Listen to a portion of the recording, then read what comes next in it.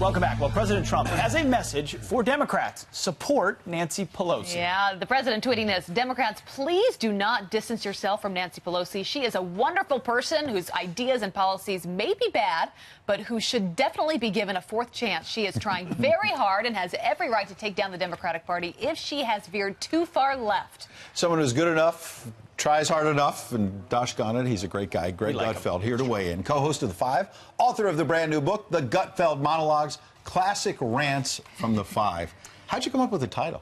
It was hard. I spent months, I did some market research, and I realized my name is great, and I write monologues, so I put them together. It was originally called The Gutfeld Hoax, and then Liars, Losers, and Leakers, but then I thought, you know what, I'm going to do this. Greg, maybe you could run for House Speaker. I would love to. I think it'd be pretty good. Yeah. But they'd have to change the podium because I can't see over it. You're a little shorter? Yeah. What do you make, though, of the fact that you do have a number of folks within Nancy Pelosi's own party, fresh faces that are coming, you've got candidates, but also people that are already on the job saying, we want out? Yeah, I don't know. That could change once everything, because she's pretty powerful, you know. It's like you can complain to your parents all the time, but when they yell dinner, you come to the table. The tweet, though, is fantastic. That's grade A trolling. It's like an insult wrapped in a compliment disguised as a defense. It's kind of like saying, oh, isn't it great that you have Ed Henry on Fox and Friends? He needs, you know, he's trying so hard, and it keeps him busy, out of trouble. You know, Ed. Wait, and that's wait, is that a joke? So well played. Yeah. It's so true. It is, yeah. But that's what I mean. It's a very unique. We have a very unique leader, whether you love him or hate him. Our president goes on Twitter and trolls people, and it's good-humored. I think that's a good-humored tweet. I mean, let's face it, he does get along with Pelosi. And he's daring Democrats to promote her right before the midterm. Hey, you should support her. Exactly. Fourth time's a charm. But you add her to the socialists from the Bronx. I mean, these are good. He's pointing out the obvious, that the longer we talk about them, the better it is for Republicans. Yeah, it is. I do think, though, the more you talk about Ocasio-Cortez, I think the better she's going to get because she's going to react to the criticism. So, and that's why I think she's... well, maybe I'm wrong, though. I haven't seen the improvement yet, but I have a feeling... I always believe that criticism helps you. That's why I'm constantly writing you those emails, Pete. I know. Late at night. Yes. Emails from... Do better, Pete. Do better. Greg, accepting the criticism also is part of that. So the Gutfeld monologue. Right. So people are wondering what that is, and if you're watching, you know what it is because you watch Greg. Here's just a little snippet. That's the snippet. Tortoise on crutches. You could see the jokes limping toward you.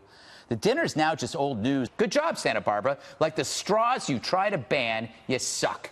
But unlike the straws, not in a good way. The world's getting hotter, and it's not global warming. It's political tension driven by emotion. Who knew De Niro's lasting role would be irrelevant gas bag, pleasing irrelevant peers? Monologues are classic. People wait for them. They want them. They usually start with scribble on a paper. Yes, exactly. Where do you get the inspiration every day for this? I wake up every morning, strong cup of coffee. I look at what's on TV and I go, what's not been said? That's step one. And I try to figure out with the topic, what is the angle that they haven't heard? And then I try to make that angle such that it's, when you hear it, you go, that's exactly what I was thinking. So the viewers, when they're listening to me, they go, he's saying exactly what I'm thinking, but I haven't articulated it like that.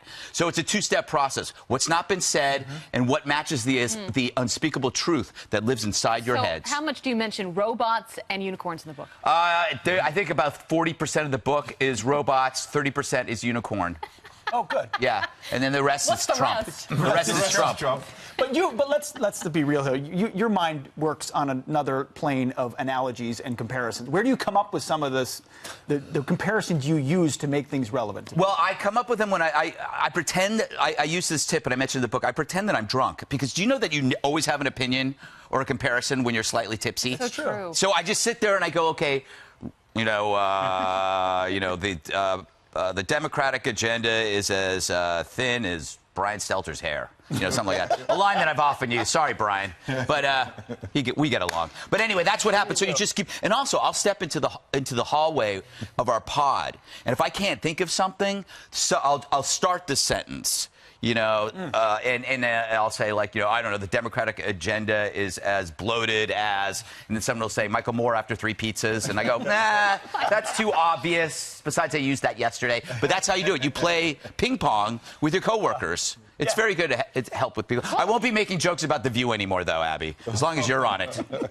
How am I going to do that? You ruined The View for me. Now you're going to make it...